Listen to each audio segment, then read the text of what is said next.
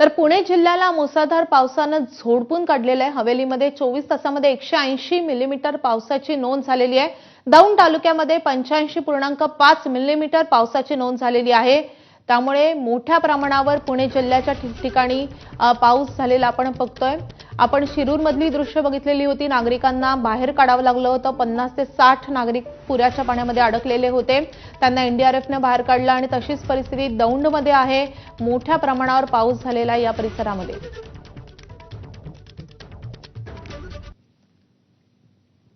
तर कसा पाऊस झालेला आहे तो आपण बघूयात। हवेलीमध्ये 180.0 मिलीमीटर पावसाची नोंद झाली आहे। दौंडमध्ये 85.5 मिलीमीटर पावसाची नोंद झालेली आहे। पुण्याच्या अनेक भागामध्ये असाच पाऊस झालेला आहे। चिंचवडमध्ये 82.5 मिलीमीटर पाऊस झाला आहे। शिवाजीनगर म्हणजे शहराचा परिसर, या परिसरामध्ये 60 मिलीमीटर पावसाची नोंद झाली आहे।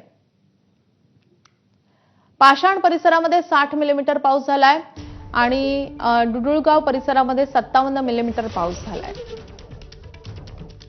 हडपसर परिसरामध्ये 56 मिलीमीटर तर बारामतीमध्ये 52 मिलीमीटर पाऊस।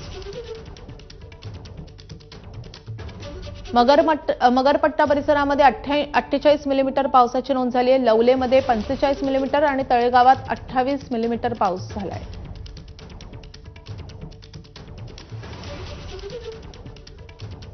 तर पुण्याच्या शहरी भागापेक्षा ग्रामीण भागामध्ये पावसाचा जोर अधिक असल्याचं दिसतंय।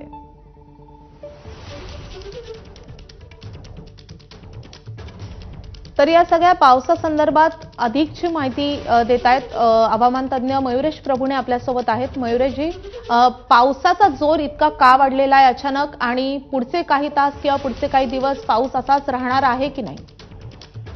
माधवी, बंगालच्या उपसागरामध्ये एक कमी दाबाचं क्षेत्र तयार झालं होतं 2-3 दिवसांपूर्वी आणि ते पश्चिमेकडे सरकत आता विदर्भापर्यंत येऊन सक्रिय झालेले आणि त्याची तीव्रता अजून फारशी कमी झालेली नाही। मात्र येत्या 24 तासात ती कमी होईल अशी अपेक्षा आहे। मात्र या कमी दाबाचं क्षेत्र जेव्हा एखाद्या भागावर सक्रिय असतं तर त्याच्या पश्चिम आणि दक्षिणेला किंवा नैऋत्येला या भागामध्ये उंच ढग तयार होत राहतात सातत्याने आणि काल रात्रीपासूनच असं दिसतंय की मराठवाड्यापासून ते अगदी रायगड, रत्नागिरी, कोकणापर्यंत, मुंबईपर्यंत हे असे उंच ढग सातत्याने तयार होत आहेत आणि त्याचाच परिणाम म्हणून आपल्याला दिसतंय की अनेक ठिकाणी 100-150 अगदी पुण्याच्या पूर्व भागामध्ये 180 मिलीमीटर पर्यंत पण पाऊस झाला आणि त्यातला बहुतेक पाऊस हा रात्रभरात झालेला आहे।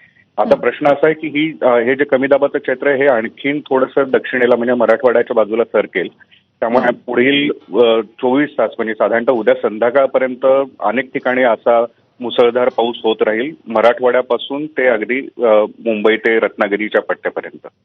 म्हणजे पुढचे 24 तास हे अतिशय महत्त्वाचे आहेत। मयुरेशजी, अपडेट घेत राहू। सध्या धन्यवाद या सगळ्या सविस्तर माहितीसाठी।